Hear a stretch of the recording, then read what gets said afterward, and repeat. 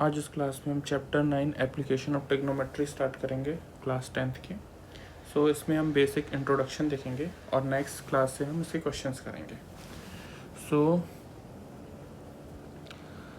हमारा चैप्टर है application of trigonometry, या फिर कहीं पे हम इसको हाइट एंड डिस्टेंस भी बोलते हैं। सो हमें क्या क्या चीज़ आनी चाहिए इसके पहले। सबसे पहले अगर हम angle of depression, angle of sides, angle of elevation क्या होता है ये देखते हैं। सो लेट्स सपोज यहाँ कोई ऑब्जेक्ट है और यहाँ से मैं देख रहा हूँ उसको, यहाँ से मैं उसको देख रहा हूँ। ये जो एंगल बन रहा है, ये जो स्ट्रेट लाइन बन रही है, ये इस ऑब्जेक्ट को मैं देख रहा हूँ। यहाँ पे क्या है, मेरा ऑब्जेक्ट। तो ये कहलाती है लाइन ऑफ साइट। ये क्या कहलाता है, लाइन ऑफ साइट। और जहाँ से मैं देख रहा हूँ वहाँ से अगर ये मैं हॉरिजॉन्टल लाइन ड्रॉ करूँ, जो कि मैंने ये किया है ड्रॉ, इस लाइन ऑफ साइट और ये हॉरिजॉन्टल लाइन जो बेस है, इससे जो एंगल मिलके बनता है इन दोनों से, इसको हम बोलते हैं एंगल ऑफ एलिवेशन। मैं इसको बोल सकता हूँ ये क्या है, एंगल ऑफ एलिवेशन। सिमिलरली इसमें क्या हुआ, ऑब्जेक्ट कहीं ऊपर है, हम उसको नीचे से देख रहे हैं, तो हमारा क्या बनता है, एंगल ऑफ एलिवेशन। लेकिन अगर कभी क्या हो कि यहाँ से मैं देख रहा हूँ और ऑब्जेक्ट मेरा यहाँ पे है, ऑब्जेक्ट मेरा यहाँ पे है, लेट सपोज ऐसा कुछ है, लेट सपोज मैं ड्रॉ कर लेता हूँ। तो यहाँ ऑब्जेक्ट है और मैं यहाँ से देख रहा हूँ, तो ये क्या हुआ, मेरा लाइन ऑफ साइट हुआ। ये जो हुआ ये लाइन ऑफ साइट हुआ। लेकिन यहाँ से देख रहा हूँ तो बेस क्या होगा मेरा, हॉरिजॉन्टल लाइन ये होगा। तो ये जो एंगल है इन दोनों के बीच में, ये होगा angle of depression. Angle of depression.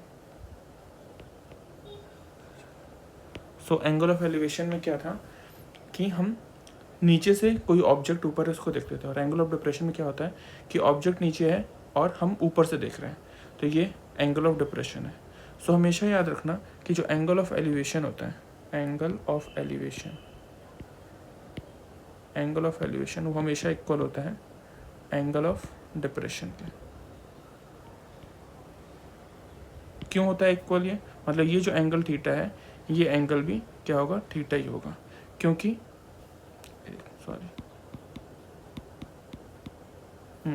Angle of depression. अब ये इक्वल क्यों होता है, क्योंकि ये जो लाइन है, ये लाइन है पैरेलल, और ये जो एंगल है इसको बोलते हैं हम, ये क्या, कौन सा एंगल बना रही है, alternate interior angle, alternate interior angle, alternate interior angle. ये हम बाद में डिटेल में पढ़ेंगे जब हम, आई थिंक क्लास 10 में चैप्टर 6 या 7 है आई थिंक। वहाँ हम जब ट्राइंगल करेंगे तो वहाँ पे हम ये पढ़ेंगे। ये ऑल्टरनेट इंटीरियर एंगल बना रहा है। ऑल्टरनेट इंटीरियर एंगल क्या होता है, हमेशा इक्वल होते हैं। ये जो एंगल ऑफ डिप्रेशन और एंगल ऑफ एलिवेशन है हमेशा इक्वल होता है। हमें इतना समझ में आया कि एंगल ऑफ एलिवेशन और एंगल ऑफ डिप्रेशन में डिफरेंस समझ में आया। अब इसके क्वेश्चन करना है, तो हमने चैप्टर 8 में कवर किया है रेशियोज। हमने कवर किए थे टेन थीटा, साइन थीटा, एक मिनट, रेशियोज कवर किए थे। मैं उसी ऑर्डर में लिखता हूँ, sine theta, cos theta, tan theta.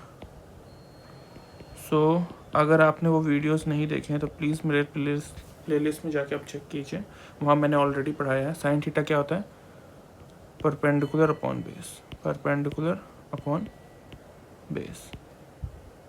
ये क्या होता है, कॉस होता है base upon, sorry, perpendicular upon hypotenuse, perpendicular upon hypotenuse, hypotenuse. ये क्या होता है, बेस अपॉन हाइपोटेनियस। और टेन थीटा होता है अपना परपेंडिकुलर अपॉन बेस। सिमिलरली हम इसके रेसिप्रोकल जो होते हैं वो उसके वैल्यू निकाल सकते हैं। साइन का रेसिप्रोकल क्या होता है? Cosec theta. कॉस क्या क्या होता है?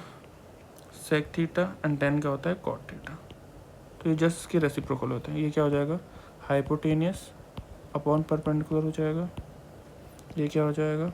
हाइपोटेनियस अपॉन बेस हो जाएगा। ये क्या हो जाएगा? कॉट थीटा क्या हो जाएगा? Base upon hypotenuse, base upon perpendicular. So ये सारी चीज़ें आपको आनी चाहिए। और मैंने वहाँ पे एक ट्रिग्नोमेट्रिक रेशियोज टेबल भी पढ़ाया था, 0 से 90 डिग्री के बीच में क्या क्या वैल्यू होती है किसकी, तो वो टेबल भी आपको आना चाहिए। तो ऑलरेडी मैंने कवर किया है चैप्टर 8, मेरे प्लेलिस्ट पे जाके देखेंगे आप तो कुछ मिल जाएगा। तो प्लीज़ मेरे चैनल को लाइक, सब्सक्राइब और शेयर कीजिए। और नेक्स्ट क्लास में हम आगे के क्वेश्चंस करेंगे। Thank you.